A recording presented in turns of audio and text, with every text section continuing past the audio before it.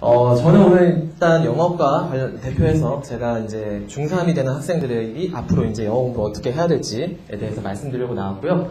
일단은 첫 번째 주제부터 바로 들어가도록 하겠습니다. 얼마 전에 지난주 목요일이었죠. 딱 일주일 전에 아주 중요한 시험이 있었습니다. 아마 우리 학생들도 이제 3년 후면 이 시험을 보게 될 텐데 바로 수능이 있었죠.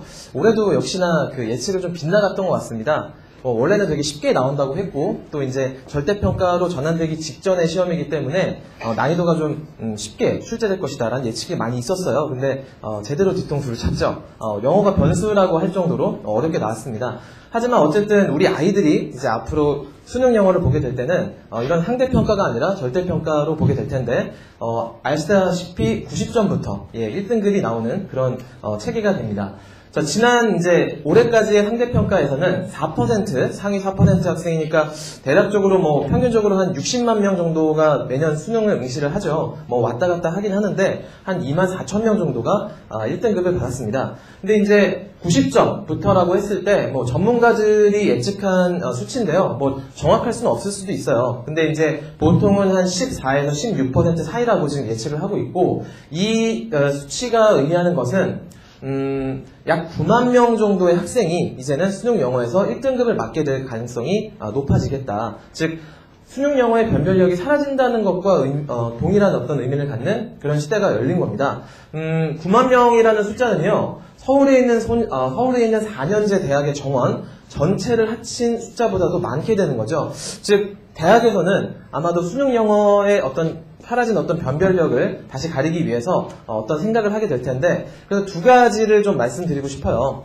수능 영어가 절대평가가 됐고 그만큼 수능 영어가 쉬워졌다는 건 어떤 의미를 우리에게 주는 거냐면 수능 영어의 변별력이 사라지고 대신 대학에서는 영어 내신, 즉 영어 내신의 변별력이 굉장히 높아질 것이다. 또 하나 수능 영어의 변별력이 사라진 만큼 다른 과목의 변별력은 상대적으로 높아질 수 있습니다. 즉 중학교 때, 즉 이 중3 때 영어 학습의 기본기를 제대로 다지지 않은 학생은 고등학교 올라가서 학생들과의 어떤 경쟁에서 상대적 우위를 선점하기가 많이 힘들겠죠. 즉 영어 때문에 발목이 잡히면 안 되는데 고등학교 올라가서는 사실 다른 과목에 집중해야 될 시간을 많이 확보해야 되는데 영어가 아직 안 되니까 또 영어를 아예 포기하기는 힘들고 그러다 보면 또 수학이라든지 과학이라든지 이런 국어 같은 과목들에 집중하기가 좀 힘들어집니다. 그래서 두 가지를 좀 명심하셨으면 좋겠어요. 이제 중3이 되는 이 학생들이 고등학교 올라가기 전에 사실상 1년 정도가 남은 건데 이 1년 동안 어떤 학습 목표를 갖고 우리 아이들이 영어를 공부할 것인가. 두 가지입니다. 첫째, 영어 내신을 잘 준비할 수 있는 기본 실력을 탄탄히 쌓아야 한다.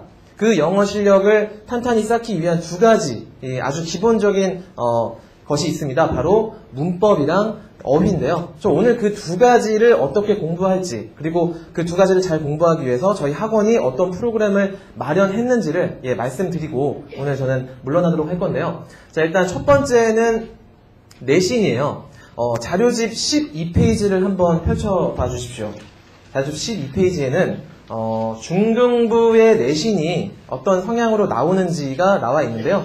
12페이지 맨 왼쪽에 보시면 그래프가 하나 보입니다. 원형 그래프인데 이거는 올해 1학기 강남 지역에 있는 주요 12개 학교의 시험지를 제가 분석해서 만든 데이터인데요. 물론 일부 차이는 있을 수 있습니다. 어떤 학교는 조금 더 많이 나오는 게 있고 좀 덜 나오는 게 있는데 평균적으로 30% 이상이 어법 관련된 문제가 나오고 있고 또 평균적으로 30% 이상 역시 서술형 문제가 나오고 있다는 거예요. 결국 시험의 3분의 2 이상이 어법과 문법 그리고 영작에 관련된 즉 문법 실력을 물어보는 문제들이 많이 나온다는 겁니다. 옆에 13페이지를 보시면은 이 시험지가 나와 있을 거예요. 자, 올해 우리 아이들, 이제 중3이 될 우리 아이들이 봤던 시험지는 중학교 2학년 시험지가 자료집 13페이지에 나와 있고요. 제가 시험지를 몇 개 보여드렸는데 공통점이 있습니다. 자, 일단 처음에 보여드렸던 이 시험지가 바로 올해 우리 아이들이 봤던 시험지인데요. 역삼중학교 1학년 1학기, 역삼중학교 2학년 1학기, 죄송합니다. 중간고사 문제였어요. 물어보는 포인트를 보니까 알맞은 전치사의 쓰임, 또 5번 같은 문제, 이 학생도 역시 틀린 문제인데요. 후보정사의 용법을 구별하는 문제가 나옵니다. 하나 알고 계셔야 될 점은 뭐냐면 중등부 때는 내신이 어법과 그 다음에 어법의 용법을 물어보는 문제가 많이 출제된다. 그리고 또 한 가지의 어떤 특징이 있다면 학년별로 나오는 문법은 정해져 있고요. 학기마다 나오는 문법도 정해져 있다는 겁니다. 물론 학교마다 조금씩의 진도 차이는 있어요. 왜냐하면 교과서가 워낙 종류가 많다 보니까 어떤 뭐 두산 김에서는 초부정사의 어떤 형용사적 용법을 물어보고 또 뭐 천재 김에서는 관계대명사의 주격 뭐 관계대명사 관련된 내용을 물어보기도 하는데 전반적으로는 2학년 때 배우는 문법은 정해져 있어요. 그리고 보통은 1학기 때 나오는 시험의 내용도 공통적으로 학교마다 조금의 차이는 있지만 거의 비슷한 내용을 물어봅니다. 자, 이제 중3이 된 우리 학생들이 보게 될 시험지를 제가 갖고 나왔는데요. 밑에 4번 문제가 14페이지에 나와 있는 문제입니다. 위쪽에는 지금 자료집에는 안 들어간 문제인데요. 올해 배명중학교 1학기 중간고사 문제였어요. 3학년. 배명중은 문제가 좀 까다로운 게 나오는 학교로 좀 유명하긴 합니다. 위에 문제를 먼저 보시면요. 좀 특이한 점이 있어요. 그 의미와 어법상 올바른 것은을 물어보고 있는데, 자, A에서 물어보는 출제 포인트는 관계사절의 수일치입니다. 그리고 B는 사역동사의 목적법. 그리고 내려갈수록 내용을 봤더니 사실 중학교 3학년이 되는 학생들이 모두 배우는 내용이긴 한데요.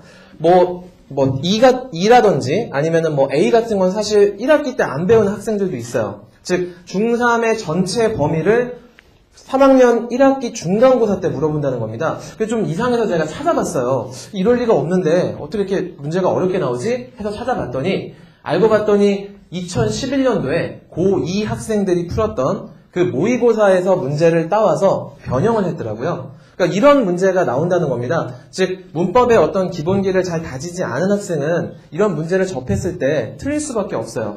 이 학생은 실제로 97점을 맞았던 학생인데 요 한 문제를 틀렸습니다. 3번을 골랐는데요. 3번은 원래 원문에서는 다른 단어로 표현이 되어 있었죠. 그래서 일단은 4번 같은 문제가 일반적인 문제라고 보시면 되고 간혹 가다가 난이도가 어려운 학교의 경우에는 이런 3번 같은 문제도 출제된다. 즉 어법 실력을 많이 물어본다.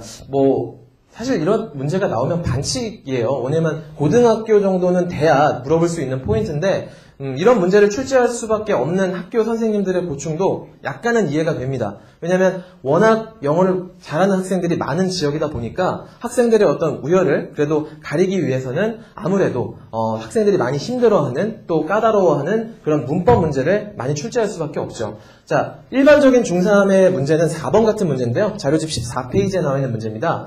자, 이 한 문제를 풀기 위해서 우리 학생들이 알아야 하는 문법 관련된 내용은요. 가정법 과거와 과거 완료의 올바른 형태, 그리고 I wish 가정법, 또 as if 가정법, 이 세 가지를 정확히 알고 있어야 이 한 문제를 풀 수 있습니다. 그러니까 그냥 단순하게 외워서 그리고 이제 어떤 개념들을 그냥 따로 머릿속에서 집어넣은 학생들 같은 경우에는 즉 체계가 잘 안 잡힌 또 어떤 부분에서 어떻게 문제가 출제될지가 잘 모르는 또 외국에서 오래 살다 온 그런 학생들은 감으로 문제를 풀다가 틀리는 경우가 많이 봤어요. 즉 이런 상담을 많이 받았던 적이 있습니다. 어머니께서 저희 아이가 국제학교에서 2년 정도, 3년 정도 있다 왔는데 또는 외국에서 아버지 이제 근무 때문에 살다가 왔는데요. 하는데 내신 성적이 잘 안 나온다는 거예요. 그런데 탭스나 토플 같은 거 보면 꽤 성적이 높게 나옵니다. 그 이유는 뭐냐면 원어민들이 출제내는 시험이 아니라 우리 한국 선생님들이 출제내는 시험을 잘 보기 위해서는 그들이 어떤 관점에서 무엇을 강조하며 내는지를 잘 파악하고 있어야 내신을 잘 보겠다는 거죠. 자, 이거는 숙명여고 1학년 1학기 중간고사 문제예요. 자료집엔 안 들어간 문제인데 크게 차이는 없습니다. 보시면 여기 있는 이 문제나 또 여기 보시는 고등학교 올라가서 보는 문제나 이제 형태적으로 봤을 때는 크게 차이점이 없어요. 다만 어떤 차이가 있는 거냐면 중3 때 우리 아이들이 배웠던 모든 문법 개념, 다시 말하면 중학교 1학년 때부터 3학년까지 배운 중등 과정의 문법을 고등학교에 올라가면 한 번 시험에 다 물어본다는 겁니다. 즉 중학교 때는 범위가 그래도 정해져 있어요. 거기만 공부하면 내신 성적이 어느 정도 나옵니다. 근데 고등학교 올라가는 순간 범위가 엄청나게 많아지고요. 단어 수로만 해도 중3 때는 약 1000개 정도의 단어를 알아야 되지만 고등학교에 올라가는 순간 3000개에서 많이 나오는 학교, 즉 모의고사나 이런 게 들어가게 되면 6000개까지의 단어를 알아야 문제를 풀 수 있는 그런 범위가 주어지거든요. 그만큼 우리 아이들이 중학교 때 문법을 잘 다지지 않는다면 고등학교에 올라가서의 내신, 자, 수시로 몇 퍼센트 정도를 뽑고 있습니까? 갈수록 늘어나고 있는데요. 이제 뭐 우리 아이들이 대학에 갈 때쯤엔 70%를 육박한다는 얘기가 있습니다. 수시를 포기할 수는 없어요. 즉 내신을 그러니까 수시와 정시를 모두 잡아야 되는데 그러려면 결국 상대적 우위에 서려면 내신을 잘 준비하기 위해서 문법을 잘 다져야 된다는 겁니다. 그래서 저희 학원에서는 이런 프로그램들을 준비했는데요. 일단은 그 전에 간단하게 좀 정리를 하고 넘어가면 중등 내신과 고등 내신의 차이점과 공통점입니다. 우선 첫 번째는요. 어법 관련 문제가 굉장히 많이 나오고 또 어렵게 나온다. 따라서 문법을 잘 다지지 않는 경우에는 내신에서 굉장히 힘들어질 수 있다. 자, 두 번째는 차이점이에요. 아까 간단하게 언급은 드렸던 것 같습니다. 중등어법은 학년별, 학기별로 범위가 정해져 있지만 고등학교에 올라가는 순간 그런 건 다 무시한다. 근데 여기서 어머니들께서 착각하시는 게 좀 잘못 알고 계시는 게 있는데 중학교 때 문법과 고등학교의 문법이 다르다고 알고 계세요. 똑같습니다. 다를 수가 없죠. 그냥 언어의 어떤 구성 원리를 말하고 있는 게 그래머고 이 문법이 뭐 중학교 때 배우는 문법 다르고 고등학교 때 배우는 문법 다르지 않습니다. 그냥 범위를 다 물어보는데 대신에 중학교 때는 용법이나 이런 것들을 많이 물어보고요. 고등학교에 올라가면 여기서 틀린 게 뭐니? 찾아봐. 그리고 고쳐봐. 그리고 몇 개 틀렸어? 몇 개 맞았어? 이런 식으로 문제가 나옵니다. 그러니까 좀 더 포괄적인 개념에서 더 깊이 들어가는 거죠. 근데 이런 부분들을 좀 잘 준비하기 위해서 우리 아이들이 뭐 문법 특강도 막 여기저기서 많이 듣고 또 뭐 성문 기초 영문법 이런 것도 들은 학생들이 있을지도 모르겠어요. 저도 중학교 때 영어학원을 딱 한 번 다녔는데 그때 제가 들었던 게 바로 그 성문, 그 영문법입니다. 그래서 그때 문법을 잘 정리해서 지금까지 잘 공부를 해왔는데 어쨌든 지금 우리 학생들이 문법을 잘 준비할 수 있도록 저희 학원에서는 이런 커리큘럼을 만들어 놨어요. 일단 맨 위에를 보시면 되는데요. 자료집에도 들어가 있는 그림입니다. 14페이지 아마 있는 걸로 제가 기억이 되는데 그 문제 밑에 맨 위를 보시면 이제 겨울입니다. 즉 예비 중3이죠. 만약에 우리 학생들이 이번에 겨울에 우리 학원에 오게 된다면 중학교 3학년 때 배우는 문법 전 범위를 겨울방학 동안 다지는 겁니다. 즉 선행의 개념이 되는 거죠. 그리고 이제 1학기가 되면 1학기 중간고사를 잘 봐야 되잖아요. 1학기 중간고사에 맞는 문법 진도, 즉 3학년 때 공통적으로 교과서에서 다루고 있는, 즉 1학기 때 나오는 그런 개념들을 저희 학원에서는 그 진도에 맞게 커리큘럼을 만들었고요. 또 여름, 가을이 되면은 이제 2학기 때 배우는 문법. 근데 이게 중간고사와 아시겠지만 2학기 중간과 기말의 텀이 굉장히 짧습니다. 사실상 여름부터 중간고사 전까지 2학기 때 배우는 개념을 다 완성시켜야 돼요. 그래서 텀이 굉장히 짧기 때문에 뭐 그걸 나눠서 하진 않고 어쨌든 3학년 때는 중학교 3학년 때 배울 다시 말하면은 고등학교 가서도 계속 하게 될 그 문법을 한번 정리를 하고 그 다음에 다시 봄과 여름, 가을에 나눠서 다시 한번 정리하는, 즉 2번 정도의 문법 이론을 다시 정리를 한다고 생각을 하시면 될 것 같고요.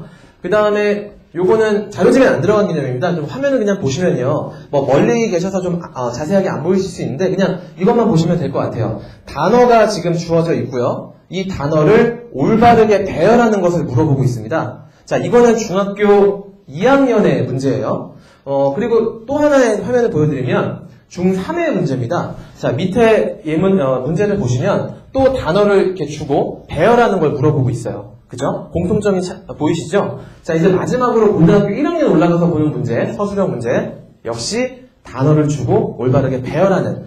즉, 중학교 2학년 때부터 고등학교까지 일관되게 서술형에서 물어보는 포인트가 뭐냐면 단어를 주어주고 올바르게 영작하고 배열하는 그런 문제들을 많이 물어보고 있습니다. 역시 문법 체계가 잘 잡혀있지 않은 감으로만 영어를 많이 풀었던 학생들이라면 이런 문제를 해결하는데 굉장히 어려움을 겪어요. 그래서 뭔가 하나를 빼먹는다든지 아니면 어순, 영어에서 가장 중요하게 생각하는 것 중에 하나가 바로 영어란 언어는 어순을 되게 중요시합니다. 즉 주어가 앞에 오고 그 뒤에는 동사가 오고 그 뒤에는 보어나 목적어가 와야 된다. 이런 규칙들을 룰을 굉장히 중요시하는 언어예요. 근데 그런 것들을 올바르게 익히지 않은 학생이라면 이런 문제에서 굉장히 당황하겠죠. 그래서 또 준비를 했습니다. 저희가 저는 문법 진도만으로는 또 부족할 수 있어서 어떤 프로그램을 준비했냐면 내신 어법 평가시험이라는 시험을 준비를 했는데요. 아까 말씀드렸던 그 진도를 기억하시죠? 그 진도에 맞게 공부를 한 다음에 내신 수업이 개강하기 전에 그 직전주에 평가시험을 보게 됩니다. 그래서 학교에서 많이 물어보는 객관식 어법 포인트와 그 다음에 주관식 서술형 포인트를 진도에 맞게 선생님들이 출제를 하시고요. 그 다음에 그 시험지를 아이들은 이제 보게 되는 거죠. 그 본 다음에 끝이 아니에요. 보고 나면은 서술형 문제를 이제 따로 답안지를 저희가 작성하게 하거든요. 그래서 올바르게 이 아이가 우리 학생이 영작을 할 수 있는지 그런 부분들을 많이 봅니다. 그 다음에 이제 이렇게 시험지를 작성하면 선생님께서는 이런 식으로 첨삭을 해줘요. 그러니까 시험을 보고 그 다음에 해설 강의를 진행하고 그 다음에 본인이 작성한 그 서술형 답안지에 첨삭을 하고 학생은 마지막으로 다음 수업 시간 전까지 자신이 틀린 문제에 대한 오답 노트를 작성해 옵니다. 거기 자료집에는 아마 제가 넣은 걸로 알고 있는데 그러니까 학생들이 오답 노트를 틀린 문제, 그 다음에 내가 원래 쓴 정답, 원래 이 문제의 정답, 그리고 정답의 근거 등을 정리하게 해서 평소에 사실 수학이랑 마찬가지거든요. 문법은. 틀렸던 문제를 또 틀립니다. 근데 아이들이 항상 이런 얘기를 해요. 너 이거 왜 틀렸어요? 그러면 실수했어요. 라고 항상 말을 많이 하거든요. 근데 사실 실수가 아닙니다. 모르는 거예요. 정확하게 모르고 그 다음에 또 그런 문제가 나왔을 때 틀릴 수도 있다는 거. 그래서 명심하시길 좀 바라고요. 그 다음으로 이제 어휘에 관련된 얘기를 드릴 건데요. 자, 얼마 전에 그 방송에서 영국의 캠브리지 대학에 다니는 여학생, 한국을 굉장히 좋아하는, 한류 문화를 되게 좋아하는 학생입니다. 한국말도 되게 잘해요. 이 학생이 수능 영어 3문제를 풀어봤습니다. 수능이 쉽다. 그래서 어머니들께서는 어떻게 생각하시냐면 우리 아이 정도는 1등급 껌이지 이렇게 생각하는 분들이 굉장히 많아요. 물론 강남 지역의 아이들이 1등급을 맞을 가능성은 굉장히 높다는 것은 부인하지 않습니다. 하지만 실제로 수능 문제를 풀어봤는데요. 생각보다 그렇게 결과가 좋지 않다는 것을 좀 알려드리고 싶어요. 그래서 일단 이 학생이 수능 영어 3문제를 풀어봤는데 결과는 어땠냐면 한 문제도 맞추지 못했어요. 자, 그 이유가 대체 뭘까를 고민을 해봤습니다. 영국 명문대생, 자, 캠브리지 대학은 전 세계 대학 순위 올해 6위에 오른 학교거든요. 더군다나 이 학생은 언어를 전공하는, 언어학을 전공하는 학생입니다. 근데 한 문제도 못 맞췄어요. 그럼 이 학생이 영어를 못하는 겁니까? 자, 뭐라고 하고 있냐면 제가 쓰는 단어가 아닌 것 같았어요. 뉘앙스 좀 달랐겠죠. 그리고 한국말로 했어요.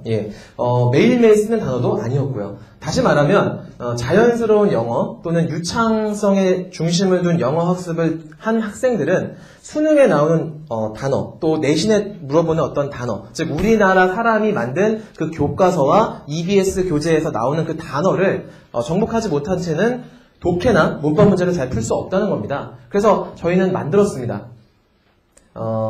대치동 18년, 벌써 이제 내년에 19년째 저희가 학원을 하고 있는데요. 이 18년의 역사와 노하우를 담아서 저희가 단어책을 한 권 만들었어요. 오늘 아마 어머니께서 받으신 그 녹색 책은요, 이 책의 미니북입니다. 즉 축약본인데요. 이 책은 총 3,988개의 어휘로 구성되어 있습니다. 이 3,988개의 어휘는 보시면 크게 두 부분으로 나눌 수가 있는데요. 필수편 1988개와 그 다음에 심화편 2000개로 나눠져 있습니다. 이 단어가 지금 보시면 중요도 거기 미니북 앞에도 나와 있는데요. 중요도 6부터 중요도 1까지 나와 있어요. 중요도 6이 당연히 가장 중요하고 필수적인 단어겠죠. 기본적이고. 이 6이라는 숫자는 어떻게 나온 거냐면 저희가 만든 데이터, 어휘 빅데이터를 시중에 판매되고 있는 가장 잘 판매되는 5권의 어휘책과 비교를 했습니다. 그래서 우리 단어책과 이 5권의 단어책 모두에 들어간 단어는 중요도 6에 실었어요.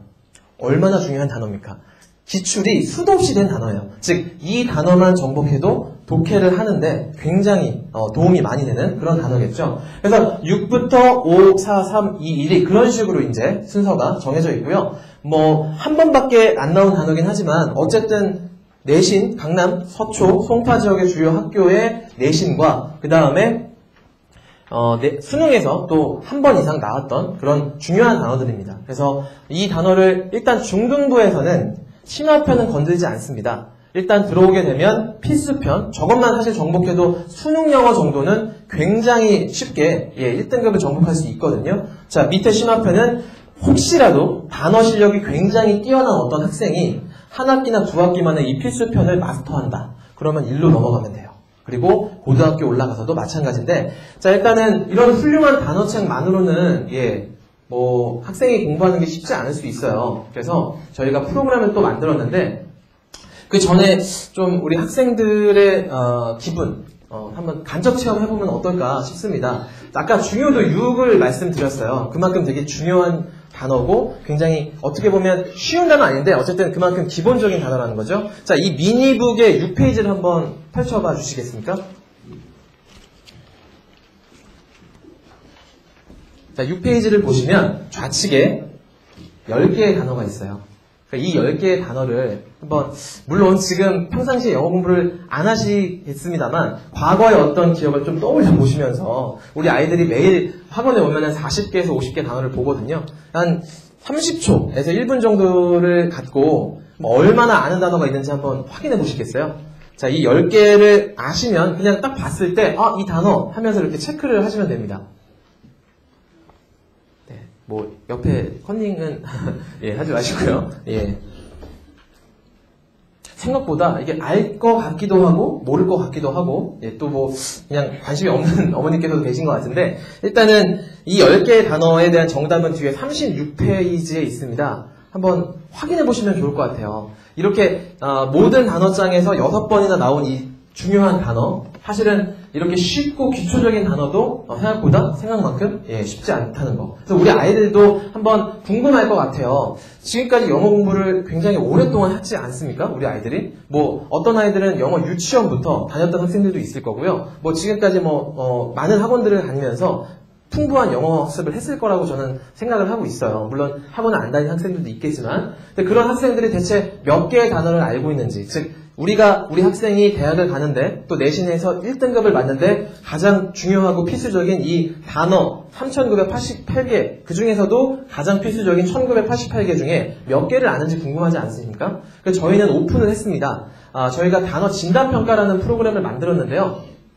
자, 일단 요 데이터는 올해 수능 영어 가장 어려웠던 두 문제에 우리 단어장이 얼마나 겹치는지를 보여드리려고 가져와 나왔어요. 근데 뭐 노란색이면 몇 개 없어 보이지만 사실은 그 외의 단어들은 아주 기본적인 단어들, 또는 굳이 우리 아이들이 외울 필요가 없는 대명사나 연결사나 형용사 같은 겁니다. 그럼 다시 말하면 이 문장을 잘 해석하는데 필수적인 단어는 동사와 명사, 형용사 부사는 거의 다 들어가 있다고 보시면 돼요. 이런 훌륭한 단어를 가지고 있다면 문제가 해결될 것 같지만 사실 그렇지 않습니다.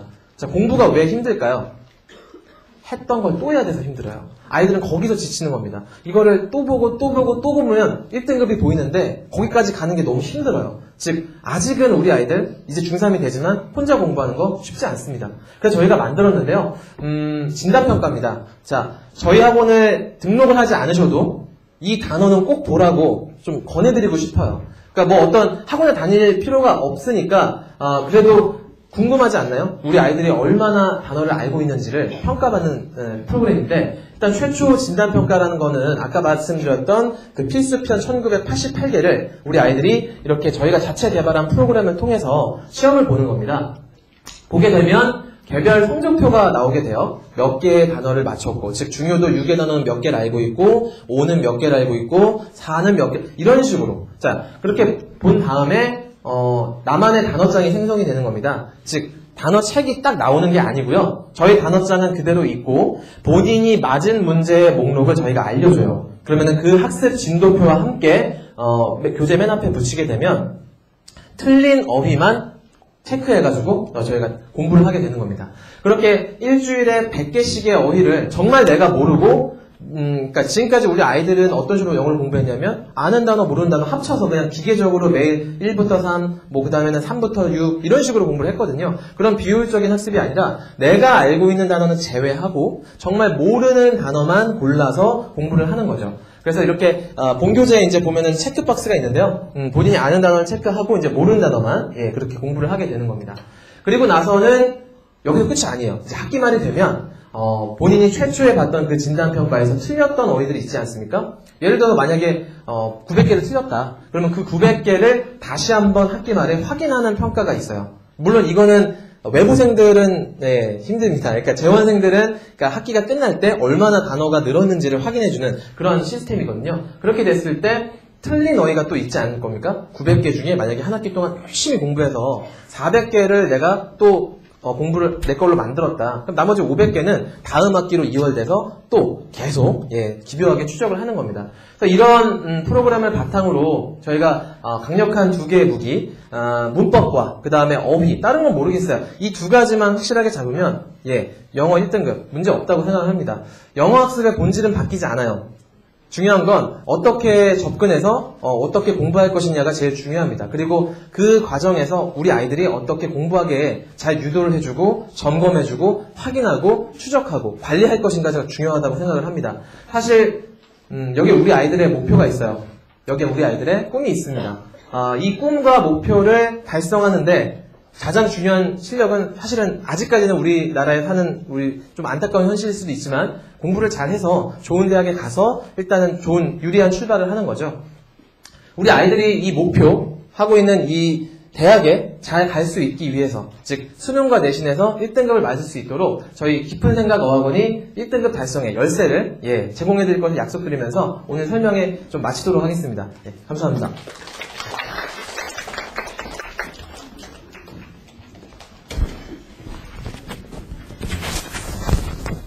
수학에서는 나만의 오답 노트가 있다면 영어에서는 나만의 단어장이 꼭 필요한 것 같습니다. 자제분들한테 오늘 나만의 단어장을 선물할 수 있도록 거기에 응답할 수 있도록 이렇게 했으면 좋겠습니다. 다음 순서는 중등과학인데요. 수능과 과학 논술의 어떤 기초학습부터 중등과학이 어떻게 위치를 짓고 어떻게 학습 계획을 짜야 될지 정원 대표 선생님을 모시고 설명을 드리도록 하겠습니다. 큰 박수로 맞으시면 감사하겠습니다.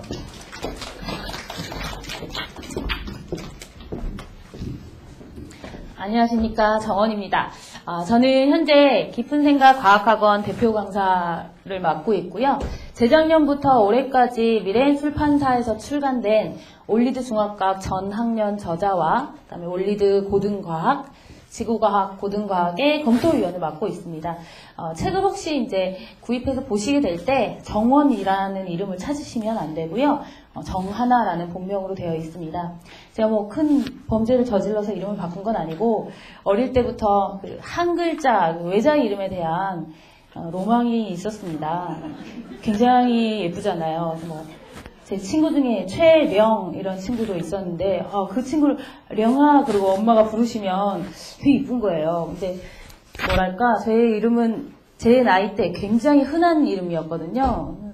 놀림도 많이 받기도 하고 그랬는데 그래서 이제 이름을 바꾼 거니까 오해는 하지 마시고 아직 범법을 한 적은 없습니다. 자, 그다음에 이제 마지막 숫자는 제 고등학교 시절 성적에 관련된 숫자입니다. 자랑하려고 가져온 건 아니고요. 굉장히 드라마틱한 성적 상승을 이뤄낸 경험이 있습니다. 그러면 왜 우리한테 이런 얘기를 하느냐, 넌 뭐길래 자랑이 아니라 이러한 드라마틱한 상승이 누구나 바라는 거지만 누구에게나 일어나지는 않습니다. 그런데 이것이 일어나게 하는 아주 중요한 지점이 있습니다. 학생이 단단한 목표를 가지고 있고 그 목표를 부모님이나 주위 사람들이 아니라 본인이 생각해서 설정한 경우에는 충분히 가능하고도 남을 일입니다. 저희 깊은 생각 과학학원은 과학학습은 물론 학생들과 교감하면서 학생들이 본인의 꿈과 목표에 대해서 생각할 수 있는 환경을 만들기 위해서 끊임없이 노력하고 있습니다. 과학학습에 대해서 자세히 말씀드리도록 하겠습니다. 어머니들 아이들 교과서 이렇게 들어보셨나요? 이렇게 서빙하듯이 이렇게 들어보시면 한 2권, 이제 3학년이니까 책이 좀 쌓여 있을 텐데요. 1, 2학년 책 2권만 이렇게 올려놓으시면 손목이 시큰시큰 하실 겁니다. 제가 공부하던 책의 한 서너 배 정도 무게는 되는 것 같아요. 제가 6차 교육과정으로 공부했는데 이렇게 얘기하면 아이들이 되게 늙은이라고 이야기를 하는데 다 흑백이었습니다. 갱지 같은 종이, 저희 자료집 종이보다 훨씬 더 까끌까끌한 종이. 그래서 연필로 쓰고 지우개로 지우면 좀 이렇게 다들 아시죠? 저만 아는 거 아니죠? 그래서 일단은 아이들 책이 굉장히 두껍다. 두꺼운 것은 종이가 고급이니까 그렇지. 하지만 종이가 고급인 것도 맞지만요. 내용도 많습니다. 그래서 그것을 좀 기억해 주시고요.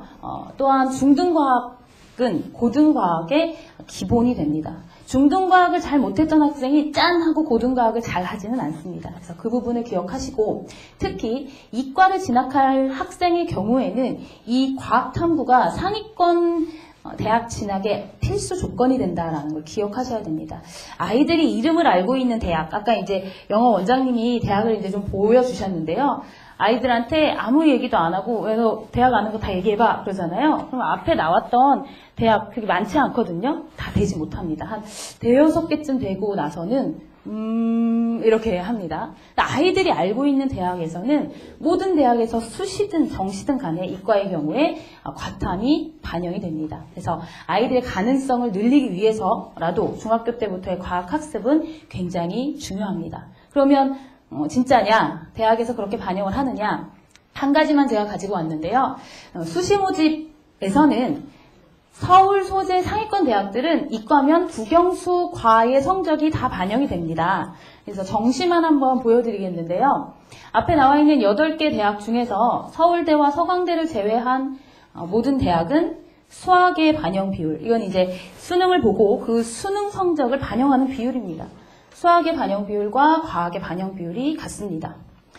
이 대학들의 경우에는 제가 살짝 가려놓은 국어와 영어 같은 경우에는 수학과 과학이 한 30 정도 하고 있는데요. 국어와 영어는 20% 정도가 이제 적용이 됩니다. 그래서 국어와 영어에 비해 과학 탐구는 약 1.5배의 반영률을 이제 갖게 된다는 겁니다. 이게 수능에서 어떤 의미를 가지게 되냐면요. 어떤 학생이 이과 학생이 수학 시험에서 하나 틀리고 과학 시험에서 하나씩 틀렸습니다. 그래서 이제 이번 수능으로 한다면 다 1등급이 나왔습니다. 그러면 이제 됐네 하시는데요. 수학은 한 과목이죠. 한 개 틀려서 1등급입니다. 그러면 한 3, 4점 정도가 깎이는 거죠. 과학은 몇 과목을 수능을 보죠? 2과목이죠. 하나씩 틀려서 1등급을 받았다 하더라도 실제로 깎이는 점수는 더 많게 됩니다. 그래서 지금 이제 중3이 되는데요. 지금부터는 이과를 진학할 학생이라면 과탐에 대해서 아주 신중하게 생각하시고 계획을 세우셔야 됩니다. 그럼 이제 어떻게 해야 되느냐? 일단은 과학을 좋아하고 잘하는 학생은 여기서는 약간 예외입니다. 근데 과학을 이렇게 아직 안 좋아하는 학생들 같은 경우에 과학을 어떻게 하면 잘할 수 있느냐? 일단 시험을 한번 잘 봐야 됩니다. 공부를 열심히 해서 시험을 한번 잘 보고 나면 할만한데? 그리고 나서 다음에 시험을 한 번 더 잘 봅니다. 그러고 나면 과학 어려운 줄 알았더니 이제 나한테 그렇게 어렵지 않은 과목이네. 그럼 조금 이제 흥미가 생겨요. 못생긴 과학 선생님도 이제 괜찮고 듣기 싫던 과학 선생님 소리 지르는 소리도 재밌게 들립니다. 그러다 보면 흥미가 생겨서 또 과학 시험을 잘 보게 되고 잘 본다는 건 점점 이제 성적이 상승하게 되는 거겠죠. 그러다 보면 과학은 이제 잘하는 과목이 됩니다. 제가 가르쳐본 결과 아이들이 2-3번 정도 연속적으로 본인이 받지 않던 점수를 바바박 이렇게 받으면 과학이 이제는 어렵지 않아요 라고 이야기하는 것 같습니다. 그래서 제가 항상 내신을 강조해서 말씀을 드리는데요. 만점을 경험해 보는 것이 사실은 과학을 잘 할 수 있는 가장 중요한 조건입니다. 그러면 이제 과학학습을 어떻게 해야 되느냐? 이제 어머니들은 이제 아이들을 학교를 2년씩 이제 보내보셨기 때문에 잘 아실 거라고 생각이 들고요. 이 부분은 간단하게만 말씀드리겠습니다. 첫 번째는 용어입니다. 이것은 과학뿐 아니라 모든 과목이 똑같습니다. 그 과목에서 설명하고자 하는 바들을 알고 그것을 갖다가 응용하고 문제를 해석해서 풀어내려면 용어에 대한 개념을 알고 있는 것이 굉장히 중요합니다. 그래서 저는 수업을 할 때 아이들에게 이 용어의 정의를 직접 써보게 하기도 하고 굉장히 강조를 하는데요. 특히 아이들이 봤을 때 한 단원에서 나오는 용어가 수십 개가 되고 실제로 그 안에는 한자어가 대부분이고 생물 같은 경우에는 외래어가 많이 등장하기도 합니다. 그래서 용어가 중요하다는 것을 꼭 기억해 주시고 아이들에게 과학 공부를 할 때 왜 이러한 일이 발생하는지를 생각해 볼 수 있는 기회 주셔야 되고요. 예전 시험과는 다르게 요새에는 일상생활과 과학 개념을 굉장히 잘 연결시킬 수 있는 능력을 평가합니다. 그것은 또 서술형에 잘 출제되는 부분이기도 하고요.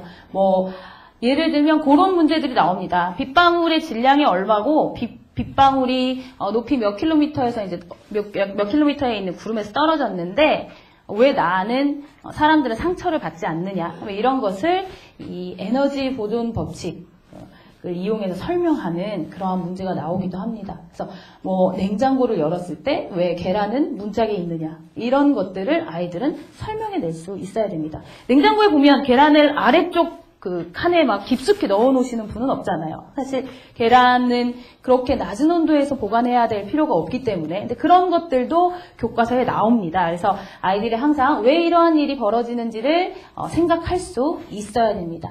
그리고 약 40% 정도의 비율로 서술형이 출제가 되고 있습니다. 이 서술형을 대비하기 위해서라도 굉장히 중요한 부분이고요. 일단 이제 마지막으로는 학습 목표입니다. 초등학교 때 선생님들을 생각을 해보면 처음에 들어와서 인사하고 조용히 시키고 조용한 가운데 분필로 이 저음자체로 학습 목표 하시면서 이렇게 쓰시죠. 근데 이 학습 목표가 교과서에서 보면 오른쪽이나 왼쪽 위에 되게 작은 글씨로 막 다다다다 써 있습니다. 애들은 절대로 보지 않아요. 그런데 학습 목표는 그냥 시험 문제입니다.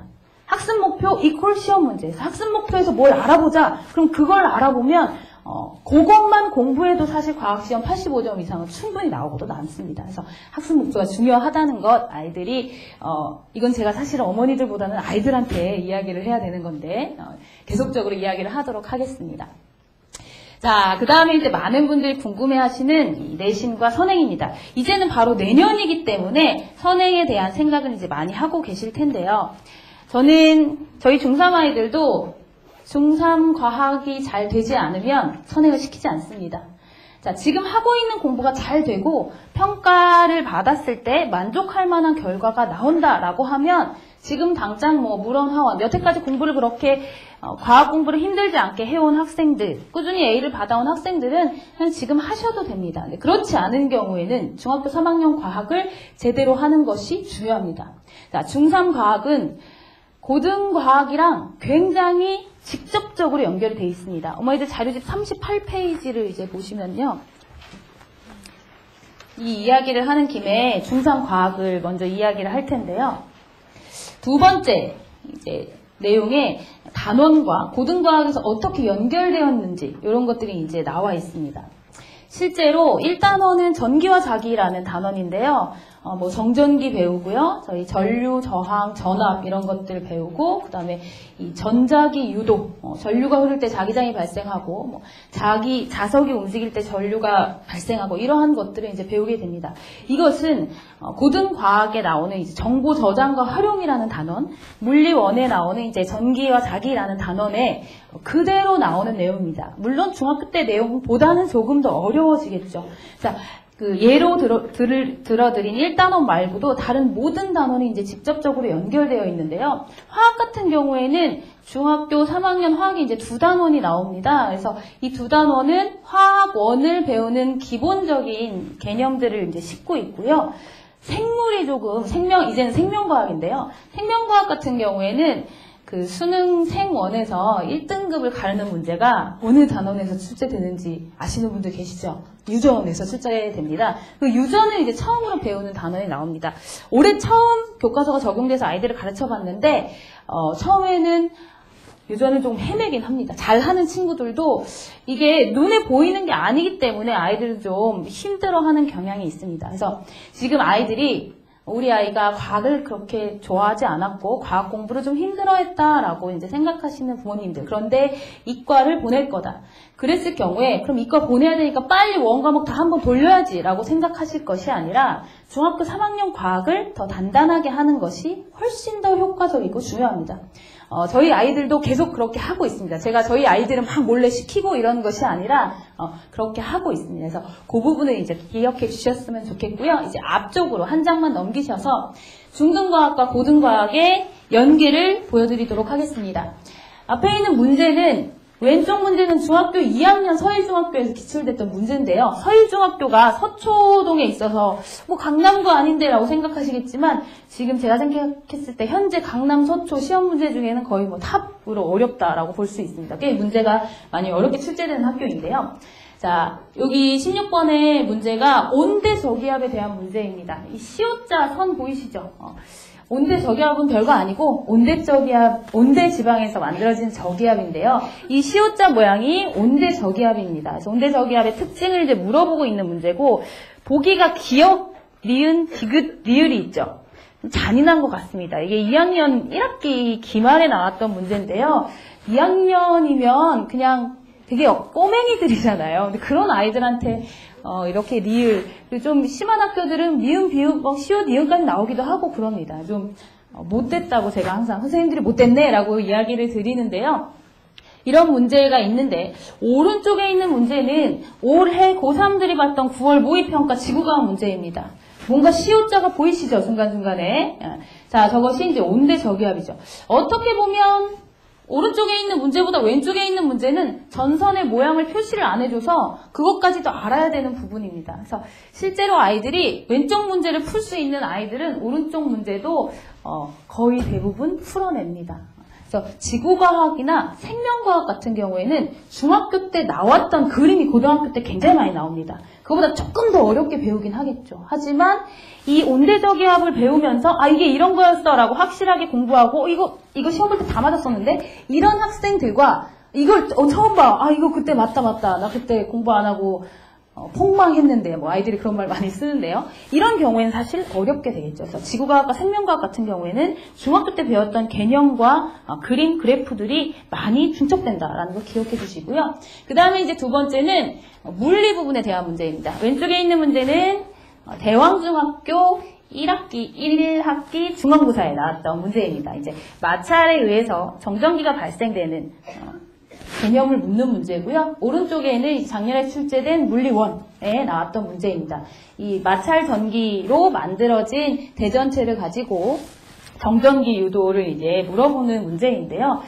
이 중학교 3학년 과학 같은 경우에는 정말 밀접하게 연관이 돼 있다라는 것을 보여드리기 위해서 제가 이렇게 문제도 보여드리고 이 36, 37쪽에 보면 단원이라든지 그 다음에 교과서에 나온 이제 용어들 교과서에 나온 문장들로 이제 화학이 어떻게 연결되어 있는지 이런 것들을 이제 보여드리고 있습니다. 계속적으로 제가 이런 얘기를 하는 이유는 무엇일까요? 중학교 3학년 과학이 굉장히 중요하다라는 부분입니다. 그것을 이제 꼭 기억해 주셨으면 좋겠습니다. 그러면 저희가 올해 어떠한 커리큘럼을 준비했는지 보여드리도록 하겠습니다. 두 가지 반이 있습니다. 내신 집중반이 있고요. 그 다음에 고등 물화반이 있습니다. 중학교 2년을 이제 공부하면서 공부를 계속 잘 해온, 과학 학습을 잘 해온 학생들 같은 경우에는 겨울방학 정도의 내신 집중반에서 1학기 내용을 좀 보고요. 그 다음에는 내부 시험을 통해서 고등물화반으로 간다든지 이러한 것을 선택하시면 되겠는데 다들 아시다시피 겨울방학 동안 선행학습 진행하고 그 다음에 학기 중에 조금 더 심화해서 다른 교재로 새로 1단원부터 시작을 합니다. 그리고 이제 내신 대비 때 내신을 또 합니다. 그래서 1학기 내용 같은 경우에는 한 3번 정도의 반복이 가능하기도 합니다. 그래서 반복 학습을 통해서 물론 반복을 하면서 조금 더 살을 붙여나가는 거겠죠. 만점을 경험해보게 하는 목표를 가지고 있는 커리큘럼입니다. 자, 겨울방학 선행학습, 내신 심화, 그 다음에 이제 중간고사 내신 특강 이렇게 되어 있는데요. 이 내신 특강이 어떻게 진행되는지 설명을 드리도록 하겠습니다. 오른쪽에 나와 있는 건 시간표입니다. 단원별로 시간표를 만들어서요. 이 단원별로 아이들이 시험 범위에 해당하는 부분을 수업을 듣습니다. 그러면서 내용을 정리하게 되고요. 그 다음에 기출문제로 구성된 문제집을 과제로 해오고 그리고 매주 와서 테스트를 보고요. 그 테스트 결과는 문자로 보내드립니다. 그 다음에 시험 전날이나 전주에는 개인별로 직전 대비가 진행됩니다. 그래서 어떻게 자세히 진행되는지 보여드릴 텐데요. 이거는 저희가 나만의 교과서라고 부르는 깊은 생각 과학학원의 자랑입니다. 저러한 이 나만의 교과서를 가지고요. 수업을 하고 본인들이 이제 씁니다. 여기 이제 글씨들이 중학교 1학년 남학생이 쓴 건데요. 굉장히 힘든 일이라 이걸 시키기가 특히 남학생들한테. 중3 남학생들 같은 경우에는 이제 좀 키도 저보다 크고 무섭습니다. 그러면 연필을 달랑달랑 들고서는 다 써야 돼요? 이렇게 물어봐요. 그냥 써주면 안 되겠니? 이렇게 하기도 하고 윽박지르기도 하고 하는데요. 굉장히 싫어합니다. 그리고 여학생들도 싫어하는 학생들을 굉장히 싫어하고요. 그런데 제가 이것을 하는 이유는 아이들을 고생시키려고 하는 게 아닙니다. 이렇게 하면요. 저도 목 터지고 수업 시간도 아무래도 좀 더 걸리고 글씨 다 써있는 걸 보고 정리하는 게 더 빠르잖아요. 그런데 굳이 매번 내신 때마다 이렇게 수업을 진행하는 이유는 정말로 효과가 있기 때문입니다. 정말로 효과가 있습니다. 그래서 이렇게 내용 정리를 진행을 하고요. 그 다음에는 강남, 서초, 송파 기출문제로 구성된 문제집을 가지고 과제를 합니다. 그래서 저랑 꾸준히 공부한 학생이 아니고 내신 특강 때 뿅 온 학생들 같은 경우에는 수업 듣고 나서 저 문제집을 풀기가 좀 힘들다고 합니다. 왜냐하면 기출문제만으로 구성되어 있기 때문에 아무래도 좀 어려움을 겪을 수가 있죠. 그래서 학교 수업을 잘 듣고 뭐 저랑 진행을 하고 했던 학생들은 이 내신 대비 문제집을 조금 어렵게 푸는데요. 그렇지 않은 경우에는 좀 힘들 수가 있습니다.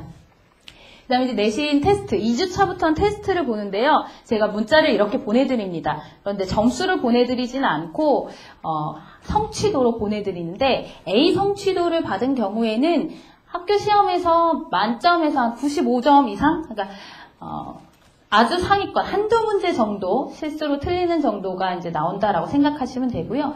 B 정도의 성취도가 나오면 이제 90점 이상이 나오고도 남겠다라고 생각하시면 되고, C 성취도가 나오는 경우에는 그래도 85점 정도는 맞습니다. 그래서 D는 근데 워낙 이게 편차가 크기 때문에 말씀드리기는 힘든데, A, B, C 정도 안쪽에는 85점 이상을 맞는다라고 이제 생각을 하시면 되겠습니다. 아무래도 학교 시험보다는 시험 문제가 조금 더 어렵기도 하고요. 시험을 보는 시점이 내신 2주차부터이기 때문에 아이들 입장에서는 시험 보기 막 25일 전 뭐 이래요. 그러니까 준비가 안 돼 있고 이러다 보니까 성적이 좀 낮게 나오는 경향도 있습니다. 그래서 직전 대비 기간이 되면 학교별로 시험지를 만들어서 직전 대비를 이렇게 진행을 합니다. 교과서별로 내용이 많이 다르지는 않습니다. 그런데 학교마다 가르치는 방식이 다르시고 뭐 순서가 다르고 하기 때문에 또 학교 기출문제를 섞어서 이렇게 학교별로 직전 대비를 진행하고 있습니다. 자, 그래서 내신 집중반이 이렇게 진행되고요. 뒤이어서 설명드린 고등, 물, 화반 같은 경우에도 평상시에는 선행학습을 진행을 하고 내신 대비 때는 지금 방금 말씀드린 순서대로 내신 대비를 진행합니다. 고등, 물, 화반 1년 계획을 보시겠는데요. 뭐 글씨가 많죠. 심심하실 때 읽어보시고요. 간단하게 설명드리면 1년 동안 물원, 화원을 끝까지 보겠다라는 겁니다. 그래서 1년 동안 물원, 화원을 보는데 그럼 또 이렇게 생각하시는 분들 계실 거예요. 뭐 그렇게 오래 걸려? 다른데 두세 달에 끝내주더만 이렇게 생각하시는 분도 있으실 텐데요. 실제로 아이들이 물원, 화원을 공부하는 시간을 쫙 해보면 7개월 정도밖에 되지 않습니다. 그런데 이 물원, 화원은 휘문고를 제외하고는 고등학교에 올라갔을 때 1년 동안 배우는 양입니다. 그래서 아이들의 입장에서 결코 뭐 느리게 나간다든지 천천히 나간다든지 여유를 부리는 것이 아닙니다. 고등학생들이 학교에서 배우는 것보다 어떻게 보면 조금 더 빠르게 진행된다라고 생각을 하시면 됩니다. 그래서 이렇게 물원, 화원을 진행하고요. 이 수업은 그러니까 올해죠. 올해 내신 성적이 올 A 이상인 학생들을 대상으로 수강생을 받고요. 그 다음에 내신 집중반에서 내부 시험을 통해서 진급을 할 수 있도록 이렇게 되어 있습니다. 그래서 이러한 커리큘럼 2가지가 준비되어 있고 자세한 부분은 앞으로 있을 내부 설명회에서 더 말씀드리도록 하겠습니다. 마지막으로 저희 과학 선생님들과 함께 인사드리도록 하겠습니다. 이제 왼쪽에는 저고요. 조금 다르죠? 저고, 그 다음 두 번째는 이제 물리 선생님, 그 다음에 화학 선생님, 마지막에 생명과학 선생님이십니다. 그래서 류태호, 이영희, 이현주 선생님과 제가 고등 원과목을 이제 진행을 하고 있고요. 마지막에 계신 선생님은 화학을 전공하신 김유미 선생님이신데요. 김유미 선생님 같은 경우에는 중등과학과 고등과학을 모두 담당하고 계십니다. 그래서 이러한 선생님들이 계시고요. 앞으로 올해 이제 돌아올 2016년 최선을 다하는 깊은 생각 과학학원이 되겠습니다. 들어주셔서 감사합니다.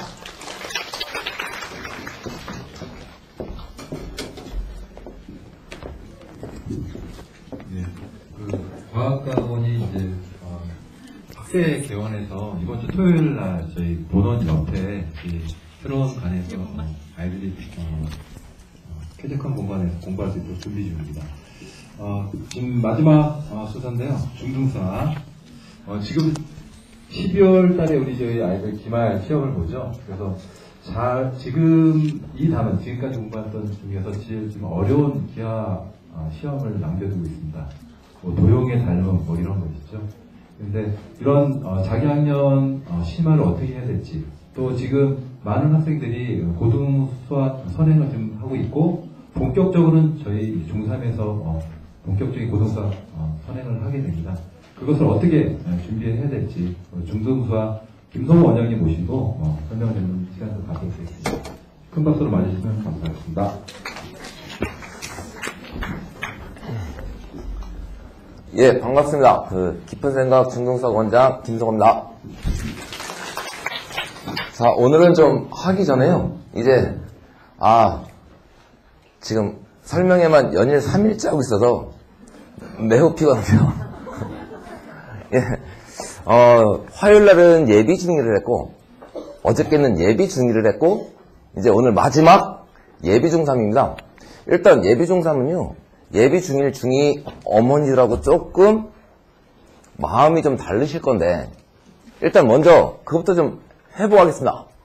우리 자녀 고등학교 가면 이과가 보낸다. 예, 문과. 예, 이게 좀 먼저 좀 손을 들어보라는 이유가요, 세태가 좀 많이 바뀌었습니다. 보통 수능은 60만쯤 보잖아요. 거기서 예년에는 60만을 보면 이과가 몇 명쯤 되시는지 아시나요? 대강 20만이었습니다. 문과가 40만. 근데 그게 좀 세태가 바뀌어서 요즘에 문과 나오면 뭐 취직도 안 되네, 뭐 이렇게 되네 하면서 바뀌어서요. 그러니까 숙명여고가 그런데 예전에는 숙명여고에서 이과를 2번 만들기가 힘들었어요.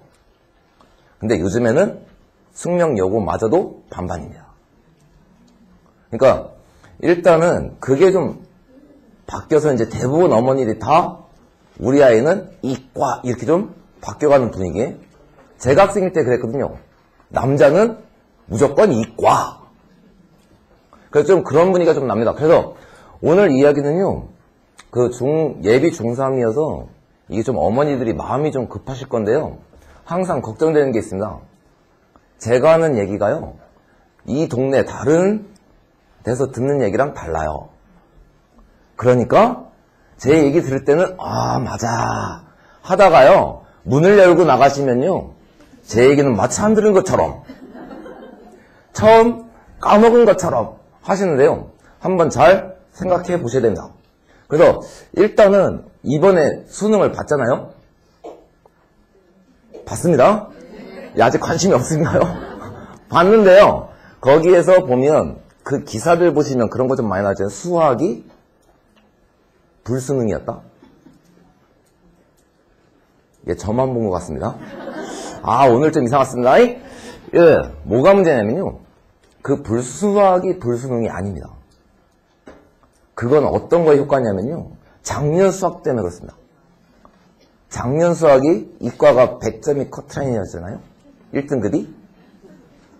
예, 그래서 문제는 뭐냐면요, 그 작년 시험 빼고 그 전까지 보면요, 이과 수학의 커트라인은 92 왔다 갔다 합니다.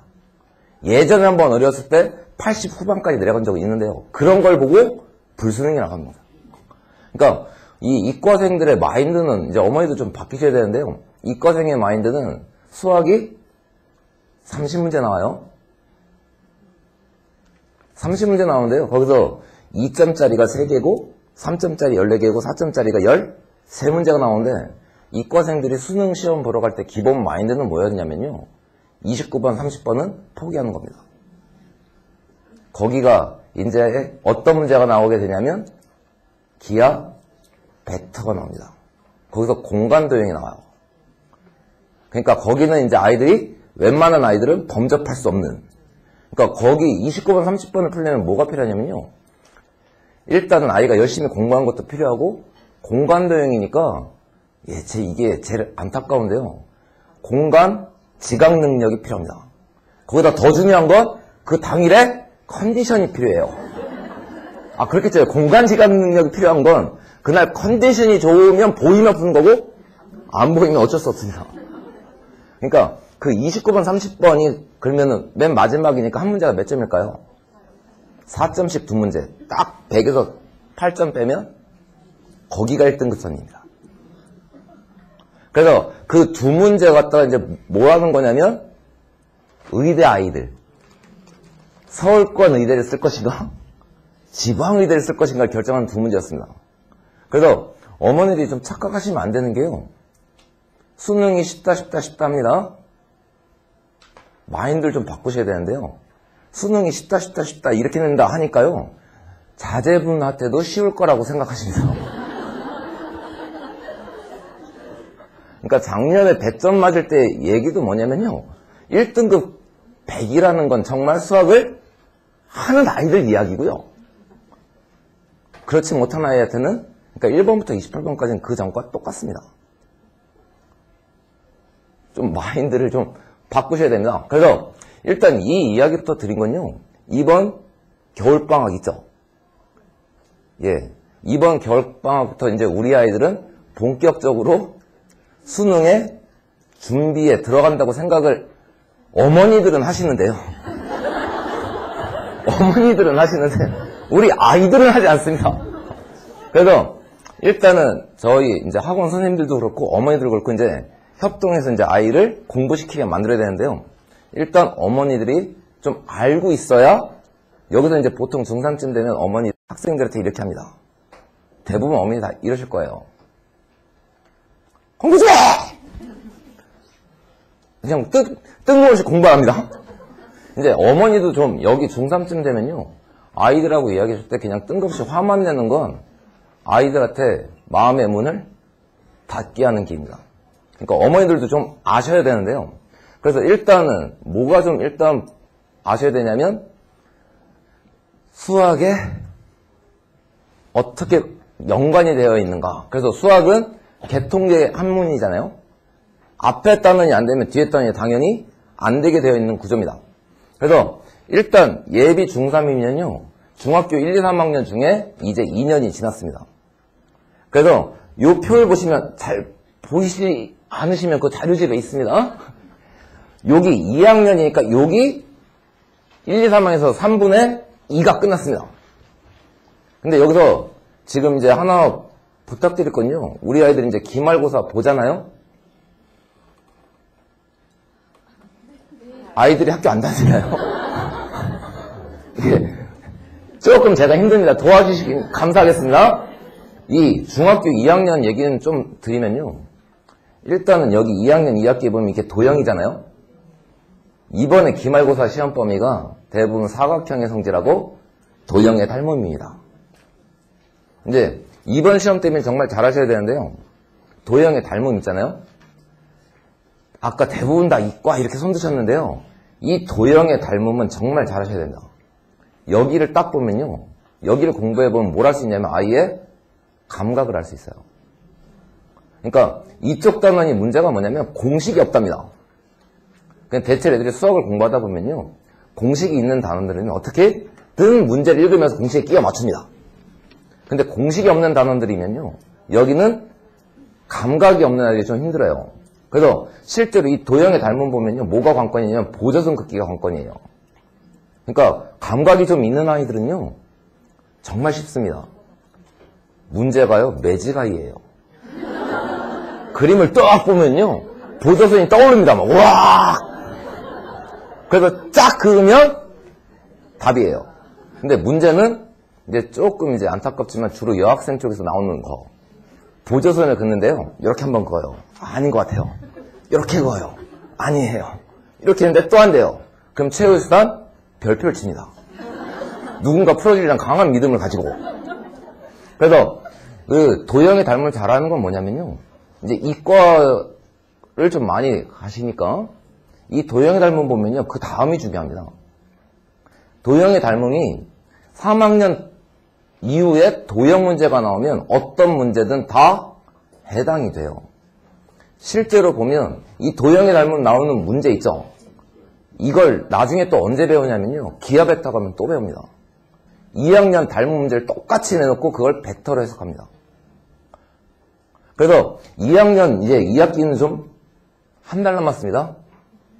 열심히 좀 준비해야 되는데요. 이제 문제는요. 여기서부터 시작돼요. 3학년부터. 이제 어머니들의 마인드는 그렇습니다. 예비중3 어머니의 마인드는요. 3학년 1학기, 2학기는 무시하는 경향이 있습니다. 우리 아이가 어디까지 했는데 3학년 걸 못할까?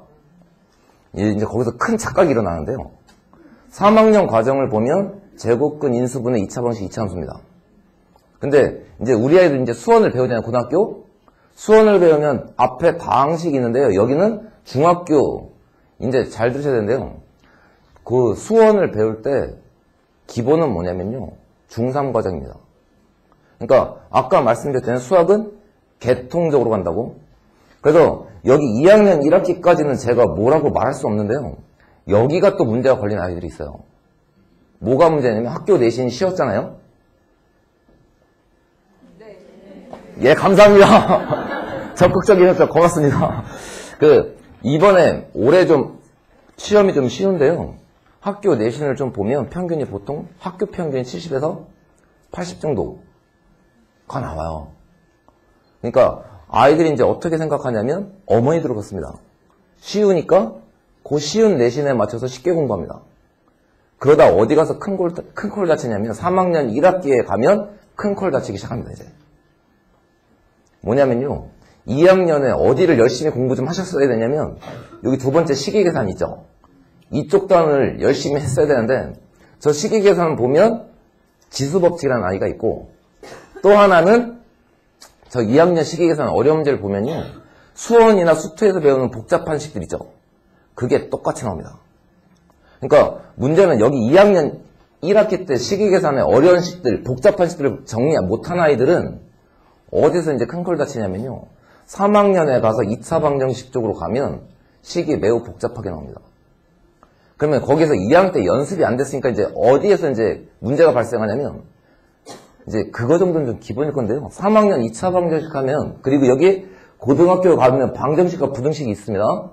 저기도 똑같이 몇 차 방정식 나오면 2차 방정식 나와요. 그러면 중3 2차 방정식하고 고등학교 1학년 2차 방정식이 내용이 다를까 생각해보면요. 어머니들도 다 공식이 뭔지는 몰라도요. 기억나는 이름들은 있어요. 예, 웃으시는 분 기억나시는 거죠? 예, 근해 공식이 있고 판별식이 있고 근거와 개수의 관계가 있습니다. 문제는요. 여기서도 그렇고 고1 가서도 그래요. 그러니까 문제는 뭐냐면요. 그 2학년 때 좀 복잡한 식을 안 했던 아이들은 중3 오기 와서 중3 1학기를 배울 때 예, 근해 공식 몰라서 2차 공식 못 풀지 않습니다. 어머니 생각해보세요. 고등학교 때 수학들 좀 하셨나요? 그때 생각해보시면요. 어머니들이 근해 공식 모르고 판별식 모르고 근과계수관계 몰라서 2차 공식 못 푼 게 아닙니다. 다들 수학 잘하셨나봐요. 그러니까 지금 우리 아이들도 마찬가지인데요. 이 복잡한 식들을 2학년 때도 다루지 않으니 3학년 가서 문제를 풀려고 하면 식이 정리가 안 돼서 풀리질 않습니다. 그래서 그 국면이 되면 제가 3학년 아이들한테 하는 말이 있어요. 학원을 조금만 일찍 오지. 왜 3학년 때 와서 이 사단을 만드냐. 그러니까 문제는요. 이 항계통수학이라는 게 그렇습니다. 그러니까 거꾸로 뭐냐면요. 이번 3학년 이제 겨울방학이 오잖아요. 그러니까 어머니들이 막 마음이 급해요. 수학원, 수학2, 수학2 막 어디 가면 뭐 미적분한다 뭐 그렇게 들리는데요. 이번 겨울방학 때 마음을 조급하게 드시면 안 됩니다. 그러니까 이 3학년 1학기에 2차 방정식, 2차 함수 인수분해 있잖아요. 실제로 학교 3학년 내신 문제를 보면요. 학교 내신 문제가 그렇게 만만치 않습니다. 심지어는 예, 고등학교 기출문제랑 똑같습니다. 그러니까 이 수원을 가기 전에 뭐가 일단 관건이냐면요. 저 3학년 1학기 과정의 심화 과정 있죠. 거기를 잘 다져놓은 다음에 수학 1으로 들어가셔야 돼요. 그런 건 존재하지 않습니다. 3학년 과정, 제가 선행 나갈 때 제일 싫어하는 게 훑어보기입니다. 너무 많이 훑으세요. 맨날 훑기만 합니다. 그래서 문제는 거기 3학년 1학기를 훑어보고 수원에 들어가면요. 남는 거 딱 하나예요. 3차 방정식이 또 나옵니다. 거기에 근거계수관계를 외워요. 그러니까 아이들은 맨날 그 공식만 이용하는 수준에서 머물고 있습니다. 그리고 또 하나는요. 그러다 보니까 또 소외받는 학기가 있습니다. 3학년 2학기. 3학년 1학기. 이제 문제는 뭐냐면요. 수학 1을 하다 보면 내용이 3학년 1학기가 방정식, 부등식 이쪽에 다 들어갑니다. 다 들어가는데 그러니까 소외를 어디다 받냐면 여기 수학 1이 어렵다고 하니까 여기만 달려가십니다. 그래서 소외받는 아이가 3학년 2학기인데요. 3학년 2학기 보시면요. 피타고라스 삼각비 원의 성질이 있는데 여기 다 이과생들이시잖아요. 대부분 요즘에 좀 분위기가 바뀌어서요. 예전에는 이과가 소수였고 문과가 다수였는데 요즘에 문과가 다수가 되니까 이제 문과는요. 확실합니다. 자기는 대학교를 무슨 대학, 무슨 과를 갈 것이다. 저희 반 아이들도 그래요. 근데 이과 애들은 그냥 이과입니다. 그래서 일단 3학년 2학기는요. 그 이과를 보내는 어머니들의 기본적으로 돼야 될 게 있냐면 뭐가 있냐면 피타고라스 정리 있죠. 저기는 무슨 도형만 나왔다면 아까 닮음과 세트로 해서 나옵니다. 비껴갈 수 없고요. 다음에 삼각비는요. 이과생이잖아요. 그럼 나중에 뭐 배울까요? 어머니들 싫어하는 거 있잖아요. 삼각으로 시작하는 거.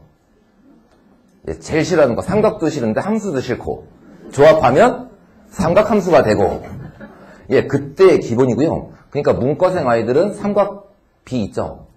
여기는 정말 학교 내신에 나오는 쉬운 것만 알면 돼요. 사인 30도 이런 거. 그리고 원의 성질은요. 이게 뭐가 문제가 되냐면 나중에 기하 벡터 가면 구를 배웁니다. 그걸 하려면 이게 기본이에요. 근데 더 문제는 뭐냐면요. 아이들을 이제 가르쳐보면 이 1학기, 2학기가 되잖아요. 그럼 다음에 여기가 문제입니다. 방정식, 부등식은요. 어머니들이 저 수학 1을 좀 만만하게 보시는 경향이 있는데 수학 1에서 방정식, 부등식 단원은요. 우리 아이들이 매우 어려워합니다. 뭘 어려워하냐면요. 일단 기본적으로 거기서부터 어려워요. 방정식은 방정식대로, 함수는 함수대로, 부등식은 부등식대로. 근데 목표가 그게 아니랍니다. 저 방정식, 부등식 단원은요. 목표는 각각을 잘하는 건 상식입니다. 뭐가 문제냐면요. 저 방정식, 부등식에서 아이들이 익혀야 될 건 뭘 익히는 거냐면 뒤에 뭐 미적을 배우고 해야 되잖아요. 그때 필요한 거는 저겁니다. 방정식, 부등식, 함수가 같은 아이인 걸 깨우쳐야 돼요. 그러니까 함수 그래프를 보면서 방정식을 풀어야 되고 부등식을 풀어야 돼요. 그러니까 제일 기본이 저기는 2차 방정식, 2차 함수, 2차 부등식 하는데 이게 나중에 미적으로 가면 3차 방정식, 3차 함수, 3차 부등식, 4차 함수, 4차 방정식, 4차 함수 이렇게 갑니다. 그래서 실제로 아이들이 어디서 제일 힘들어하냐면 그걸 방정식, 부등식, 함수가 엮여있는 문제가 나오면 일단 아이들은 하는 일이 있습니다. 수학하다 보면 아이들이 제일 만만하게 하는 별표. 그래서 거기도 고민인데요. 문제는 이 밑에가 더 고민이에요. 더 고민. 도형의 방정식은요. 아이들 실제 하다 보면 뭐가 문제냐면요. 방정식, 부등식은 그래도 배운 가락이 있어요. 3학년 1학기 때. 도형의 방정식 쪽에 가면요.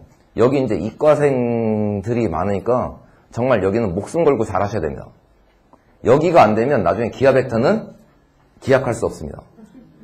근데 여기는 또 뭐가 어렵냐면요. 일단은 여기 3학년 2학기 도형 있죠. 이걸 전부 다 알고 있어야 돼요. 그러면서 뭘 알아야 되냐면 그 앞에 방정식, 부등식 있죠. 이걸 다 알고 있어서 그걸 조합해서 문제를 풀어야 됩니다. 그리고 또 하나의 문제는요. 이제 이과생들이 되게 많아서 그런데요.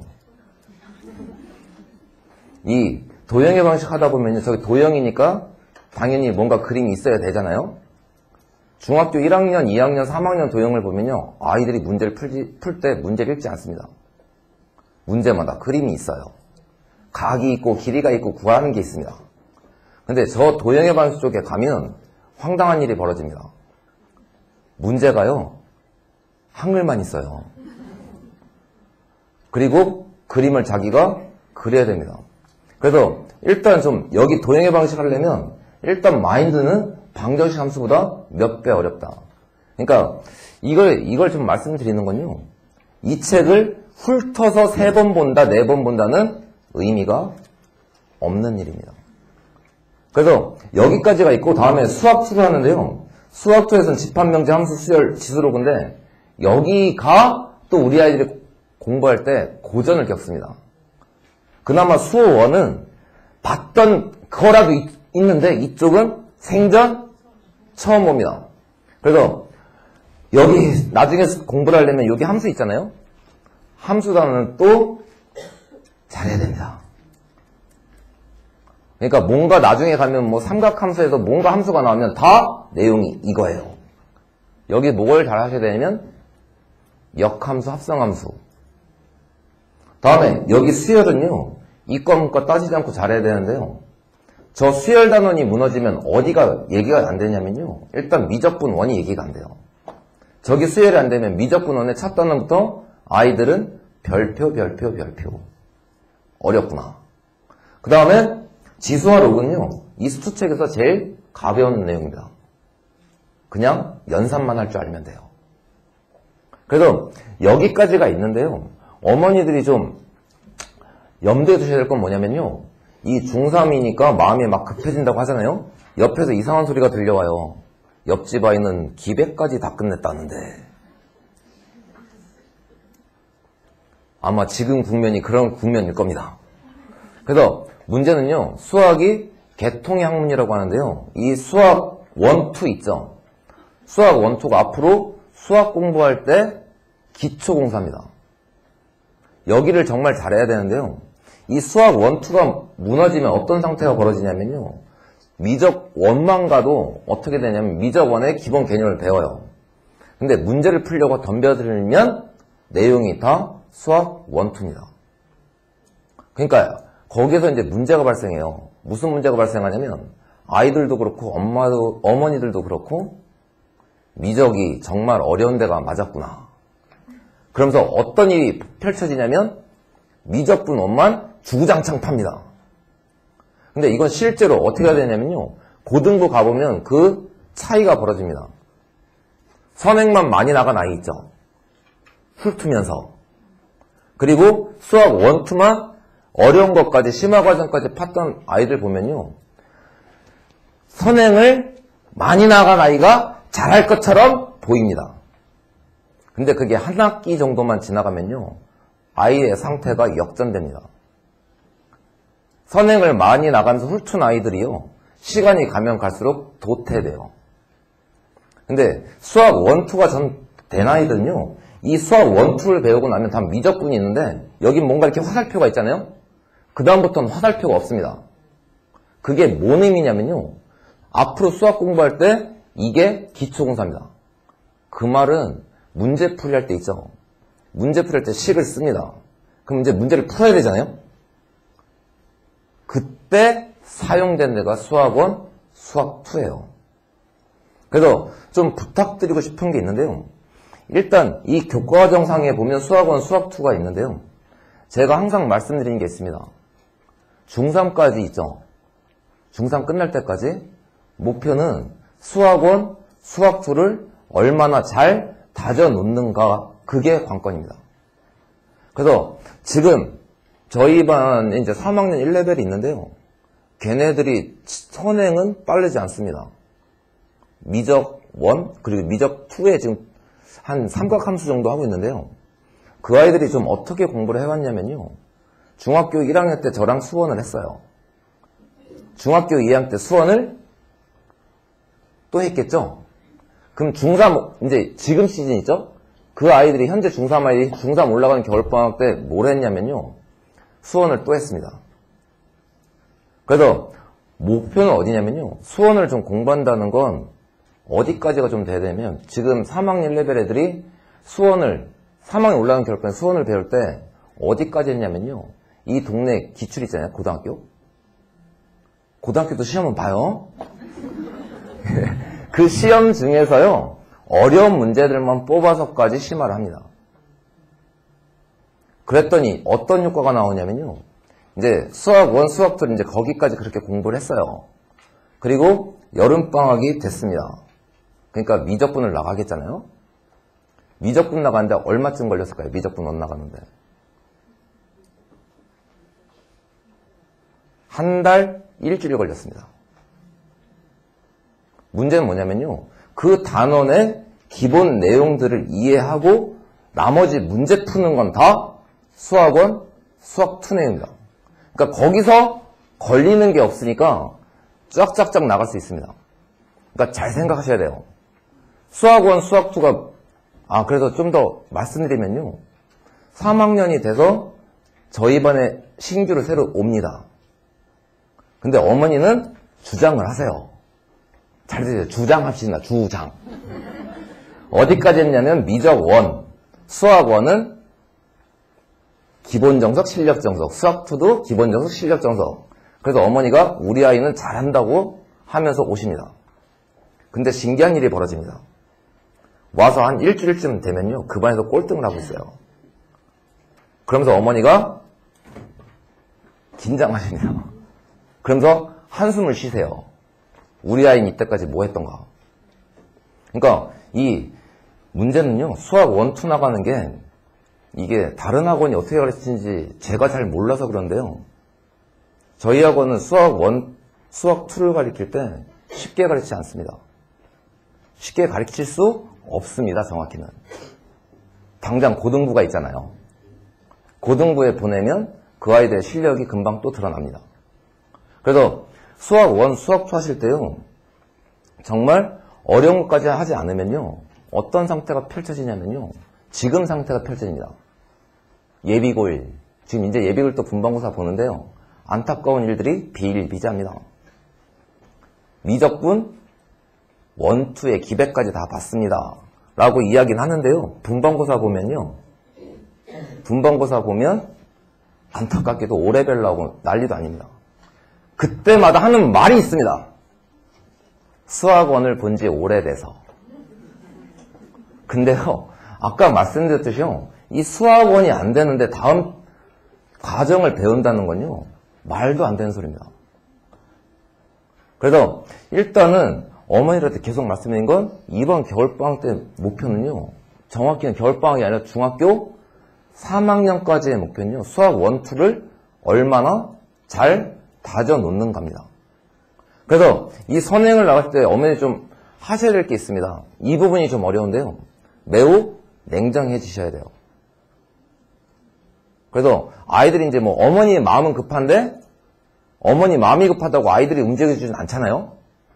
그래서 이 선행 3학년 이제 예비 중3 선행 계획을 세웠을 땐 첫 번째 뭐부터 판단해야 되냐면요, 성실성을 꼭 판단하셔야 돼요. 지금 이제 여기 남학생들이 이제 문제입니다. 지금 한참 겪고 있을걸요? 세 글자인데 사로 시작해서 기로 끝나요. 예, 뭐가 문제냐면요, 사춘기가 문제입니다. 그 말은 성실함이 문제인데요, 일단은 중3 정도가 되면 수학 공부하는 게 바뀝니다. 흔히들 수학은 머리로 하는 거라고 하잖아요. 그게 이제 역전이 일어납니다. 머리보다는 성실함입니다. 여기서 잘 판단하셔야 되는데요, 이 성실함이 뭘 의미하냐면요, 어머니들도 생각해 보시면요, 성실함은 일단 중3이 되면 숙제가 늘어나요. 매우 많이. 그럴 수밖에 없습니다. 어머니들 생각해 보시면요, 수학원이 정석으로 보면 19단원이 있어요. 근데 한 단원의 유형이 30개라고 치면 한 단 유형 연습한 5문제를 풀어요. 그럼 한 단원의 기본이 150개고요. 거기다 19 곱하기는 좀 어려우니까 20을 곱하면 3000문제쯤이 됩니다. 근데 문제는 3000문제 풀면 저 수학원이 끝나냐? 그럴 리가 없습니다. 그게 기본입니다, 이제. 거기서 더 풀기 시작해야 돼요. 그러니까 시간이 많이 늘어납니다. 숙제하는 시간이. 그래서 실제 말씀드리면 올해 3학년 1레벨 아이 중엔 여자아이가 어떤 아이가 있었냐면요, 감이 좀 부족해요. 그 아이가 1레벨에서 버티고 있었습니다. 버티님은 성실성인데요, 그 아이가 얼마나 성실하냐면요, 이제 중3 올라가는 겨울방학 시작할 때부터 해서 여름방학 시작하기 전까지 하루에 4시간 이상은 잔 적이 없습니다. 예, 그 정도가 필요합니다. 그래서 문제는요, 이제부터 그런 거 없습니다. 선행을 나가시는데요, 수학 1을 나가는데 숙제가 적어요. 그 말은 뭘 하고 생각하시면 되냐면요, 학원에 가방만 메고 왔다 갔다 하고 있는 중이라고 생각하시면 됩니다.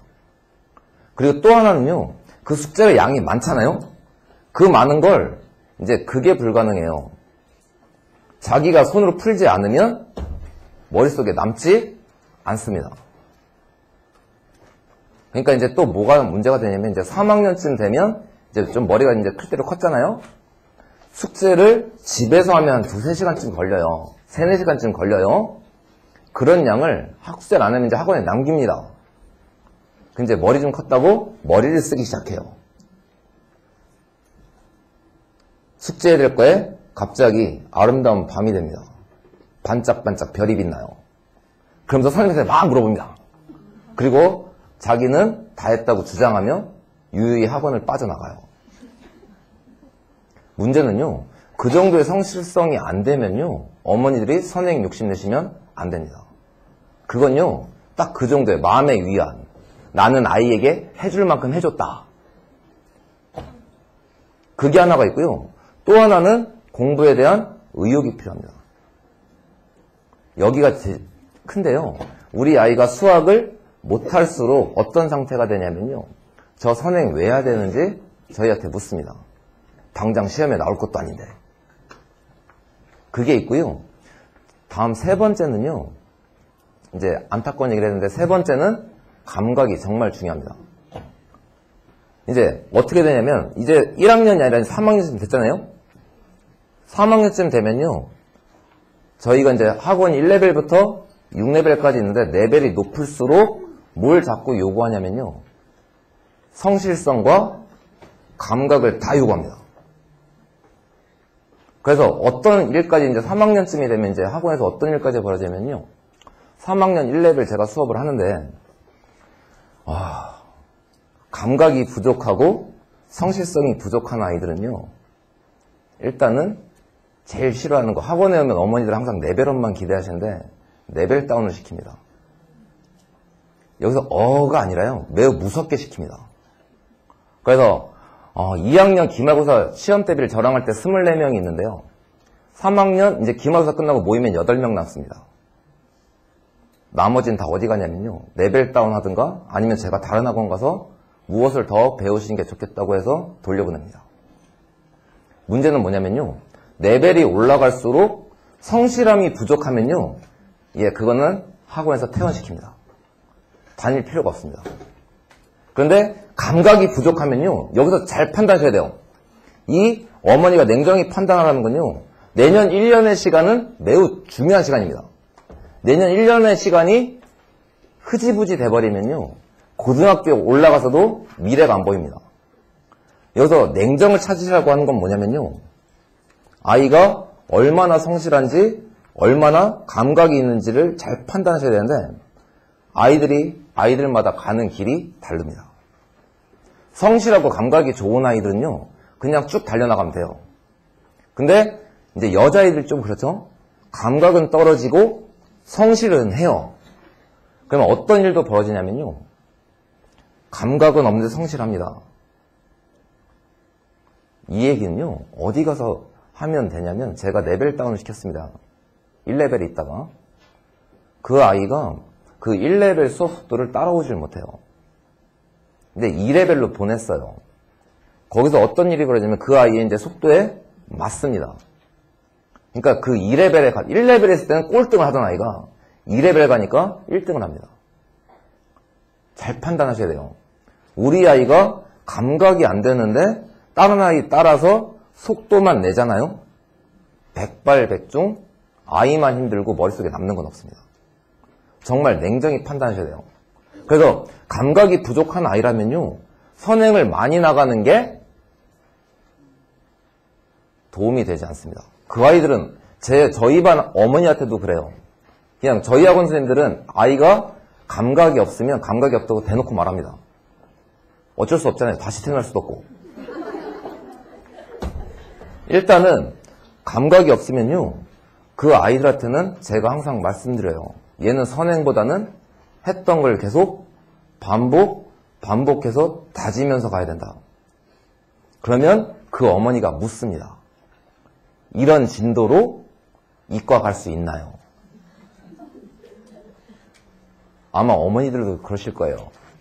중3 때 수원수투만 나가면 이과 갈 수 있나요? 예. 수원수투가 수원수투까지 해서 이과를 못 갈 것 같으면요. 저희가 이렇게 가르치지 않습니다. 고1, 고2, 고3. 저희가 중1부터, 초등학교 4학년부터 고3까지 있는데요. 그게 레벨별로 진도가 다 연결이 돼요. 그러면 저희가 이렇게 가르쳐놓고 고등부에 가서 이과 안 됩니다. 이렇게 하는 진도를 가르칠 수가 없습니다. 관건은요. 빨리 나가는 게 중요한 게 아닙니다. 그래서 잘 판단하셔야 됩니다. 정말 냉정히 하셔야 되는데요. 여기서 좀 부탁드릴 게 있습니다. 여기 저희 학원 댕기는 부모님도 계시고 안 다닐 부모님도 계실 텐데요. 일단은 학원에 지금 이제 닮음한다고 했잖아요. 전화를 좀 거셔갖고요. 아이의 감각을 어떤지 물어볼 필요가 있습니다. 그때 제일 중요한 건요. 열린 마인드예요. 열린 마인드. 어머니들은 항상 듣고 싶은 얘기를 저희한테 강요하십니다. 그래서 감각이 안 좋으면요. 잘 판단하셔야 돼요. 감각이 안 좋으면 안 좋은 대로 이과생이면요. 그 감각이 안 좋으면 아까 29번, 30번은 대부분 이과생이 포기한다고 했잖아요. 나머지 28개를 맞아서 1등급 맞으면 됩니다. 꼭 100점으로 1등급 맞으면 좋겠으나 그렇지 못한 아이들도 있을 거잖아요. 가는 길을 바꾸셔야 돼요. 그래서 일단 그거 하나 있고요. 다음에 성실성은 딱 그거 보면 됩니다. 아이가 학원이 끝났는데 집에 오질 않아요. 여기서 예외는 있습니다. 사춘기 학원 끝났는데 어디 빠진 아이들 말고 그거 하나 판단하셔야 됩니다. 얼마나 끝나고 얼마나 남는가. 그거 하나랑요. 또 하나는 학원에서 전화가 얼마나 오는가. 많이 오는 게 좋을까요? 적게 오는 게 좋을까요? 예, 적게 오는 게 좋습니다.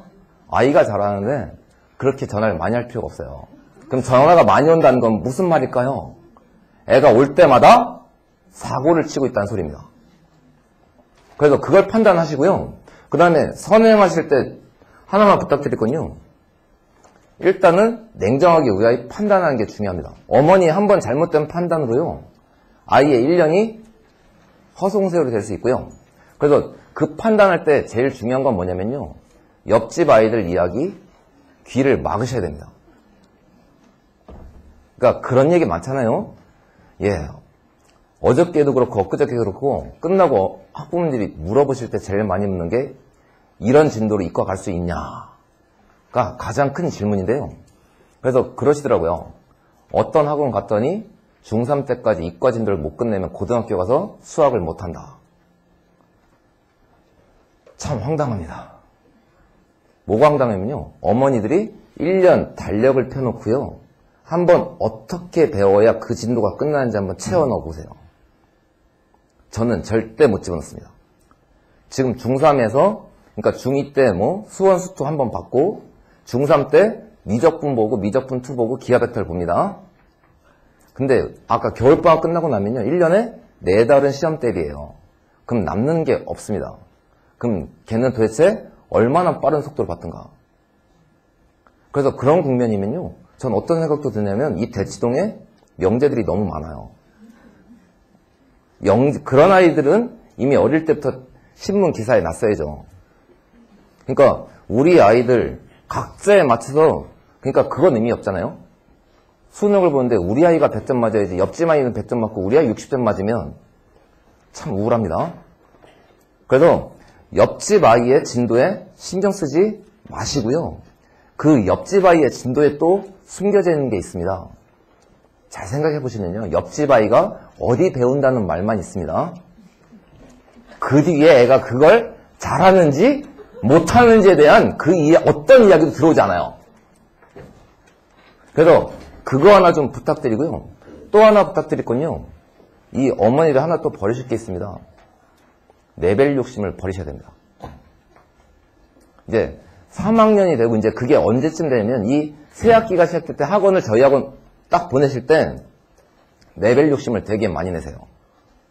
고1도 그렇고 중1도 그렇고 중2도 그렇고 중3도 그렇고. 문제는요. 레벨이 높다고 수학을 잘하는 게 아닙니다. 거꾸로 가면 거꾸로 가. 레벨이 높은데 우리 아이는 잘 못하잖아요. 어떤 상황이 되냐면요. 아이가 다른 아이들한테 주눅 들어서 질문도 하지 못합니다. 자기가 모르는 걸 질문하면 민망하여서. 잘 생각하셔야 됩니다. 레벨이 높다고 잘 가는 게 아닙니다. 자기 아이한테 맞는 레벨로 가서 배우는 게 중요합니다. 그리고 또 하나 버리실 거는 학교 내신 성적은 머릿속에서 지우시는 겁니다. 중학교 2학년 때 학교 내신 성적 있잖아요. 수학 성적. 학교 수학 성적을 저한테 얘기하시는 분도 계세요. 우리 아이가 학교에서 수학은 90점이 넘는다. 그러면 저는 가뿐하게 말씀드립니다. 저희 학원이 1레벨부터 이제 6레벨까지가 있는데 5레벨쯤 되면요. 5레벨쯤 되면 학교 내신이 몇 점쯤 나올까요? 예, 여기서 착각하시면 안 됩니다. 저희 학원 5레벨이요. 그거 아닙니다. 중학교 3학년이면 이제 2학년이면 그 아이들 전체 5토막 내서 거기서 맨 마지막, 그러니까 우리 아이는 학교에서 제일 마지막 부리고 그게 아니고요. 그 5레벨만 돼도요. 학교 내신 정도는 90에서 왔다 갔다 합니다. 그리고 수준별 수업하잖아요. A, B, C. 그 5레벨 아이들도 대강 3분의 2 정도는 A반에 들어가요. 그러니까 저희 학원에 고등부도 그렇고 중등부도 그렇고요. 5레벨이라면 일단 어머니 분반고사 보시면요. 충격을 받습니다. 우리 아이가 이렇게 못했나. 근데 일단 생각이 다르시고요. 그 다음에 내신 성적을 지우시면 안 되는 분들이 계세요. 자기의 자녀가 한 70점쯤 맞는다. 잊어먹으시면 안 됩니다. 그 아이는 수학을 못하는 게 맞습니다. 아주 확실합니다. 걔는. 그러니까 문제는요. 우리 아이가 학교 내신이 90점쯤 나온다. 이거 수학 잘한다? 아니에요. 그리고 또 하나 문제는요. 또 그런 얘기도 하십니다. 그래도 우리 아이가 전교 몇 등쯤 하고 있는데 예, 저희는 수학학원입니다. 영어 잘한다고 수학 레벨이 높은 건 아니잖아요. 그러니까 거꾸로 어디가 있냐면 3레벨쯤만 돼도 전교 등수는 높습니다. 주로 여자아이들이. 성실한데 감이 부족한 여자아이들 같은 경우에는 제일 많을 때는 한 반에 전교 10등 들어간 애가 7, 8명씩 있었어요. 그러니까 다시 좀 얘기 드리는 건요. 내신 성적이 좋은 건 그냥 좋은 대로 칭찬해 주시고요. 수학 성적과 내신은 상관이 약간 있습니다. 60점, 70점. 예. 그래서 그 정도 하나가 좀 어머니들이 하셔야 되고요. 그 다음에 마지막 부탁드릴 게 있습니다. 아까 선행기사 할 때 다른 아이들 진도에 신경 쓰지 말라고 했잖아요. 근데 이것 때문에 맨 처음 말씀드렸는데요. 문을 열고 나가시면요. 또 그 얘기 하십니다. 3, 4, 5 가시면서 아 그래서 미적분투하고 있어? 문제는 뭐냐면요. 마지막 부탁드릴 거. 그렇게 옆집 아이들 진도에 신경 쓰다 보니까 겨울방학 때 어떻게 되냐면요. 갑자기 아이들 학원 개수가 늘어나요. 특강. 근데 여기서 그런 특강 별로 추천드리지 않습니다. 뭐냐면요. 우리 아이가 안 배운 거 있죠. 선행으로 나가는 특강을 별로 추천하지 않는데요. 그 특강의 속성상 문제풀이 같은 게 많이 될 수 없습니다. 그러니까 특강을 듣는 건요. 어머니들이 딱 그 정도로 생각하셔야 돼요. 그 특강으로 뭔가 하나가 마무리됐다가 아니라요. 선행 특강을 뭔가 듣잖아요. 그때 마인드는 딱 그거예요. 그 선행을 배웠던 책에 어떤 공식이 있는지 구경 한번 해봤다. 그래서 그런 분들 되게 많습니다. 저한테 수학 1을 3번 배웠대요. 처음에 올 때. 근데 아이한테 실제로 이제 등록해서 와서 물어보면 수학 1을 3번 배운 건 맞긴 합니다. 특강으로. 훑으면서. 그러니까 아이는 안 배운 거랑 똑같은 상태가 됩니다. 그래서 이 겨울방학 때 그렇게 좀 무리하게 잡지 마시고요. 또 하나는 학원 개수가 무리하게 늘어나면 안 됩니다. 여기서 아까 어머니한테 좀 판단한 거 있었죠. 성실성. 뭐가 문제냐면요. 우리 아이가 하루에 할 수 있는 숙제 양이 10이라고 생각합니다. 그냥.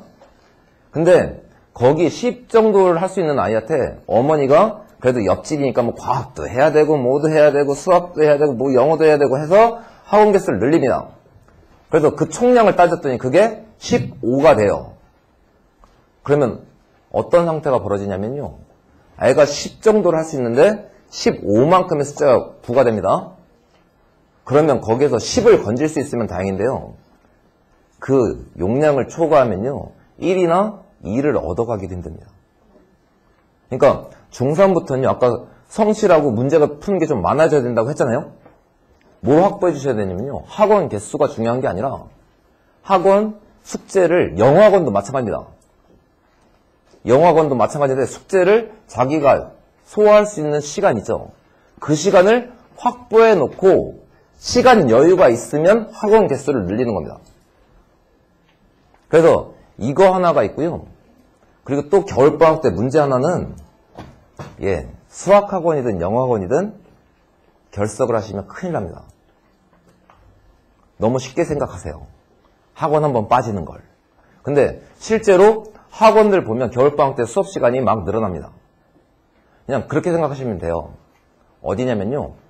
겨울방학 때 한 번 수업 빠진 건 학기 중에 일주일 빠진 거랑 똑같습니다. 보충도 힘들어요. 저희만 같아도 하루에 4시간 수업을 합니다. 그걸 보충하고 지나가는 건 힘들고요. 또 하나, 한 번 그렇게 진도가 많이 나가면 숙제도 당연히 많을 겁니다. 근데 아이들의 마인드는 학원을 빠질 때 그날 해야 될 숙제는 안 합니다. 그럼 다음에 숙제를 하려고 덤벼들면 숙제가 2배가 돼요. 그럼 아이는 그 양에 압도되어서 포기합니다. 그런 게 쌓여갑니다. 그래서 지금부터 좀 하셔야 될 게 매년 좀 얘기 드리는데 혹시 여기에도 있을 것 같습니다. 중3 올라가는 마지막 놀 수 있는 기회다. 아이야, 우리 비행기 타고 어딘가 가자. 9박 10일을 떠나자. 그 9박 10일 저희 반 아이들이 그렇게 어머니가 9박 10일을 간다고 하면요. 저는 대놓고 말합니다. 다른 학원 알아보고 가라고. 9박 10일 정도를 겨울방학에 결석을 하잖아요. 다시 왔을 때 따라갈 수가 없습니다. 그래서 이제부터 아이들한테 용납되는 여행은요. 1박 2일짜리예요. 여기에서 그걸 한번 어기시잖아요. 영어랑 수학이 자꾸 뒤로 밀릴 수밖에 없습니다. 그래서 어머니한테 좀 말씀드리는 건요. 다시 한번 부탁드리는 게 그겁니다. 중3까지 수학원, 수학부를 잘 다진다. 그게 지금 당장은 옆집 아이에 비해서 진도가 느려 보이지만 고등학교 올라가면 그 아이들이 훨씬 성적이 좋아질 것이다. 그리고 마지막은 그겁니다. 냉정해지셔야 된다. 우리 아이가 1명, 2명밖에 없다고 그 아이에게 어머니가 듣고 싶은 이야기만 들으시면서 계획을 짜시면요. 반드시 후회하시는 날이 옵니다. 이상으로 마치겠습니다. 감사합니다.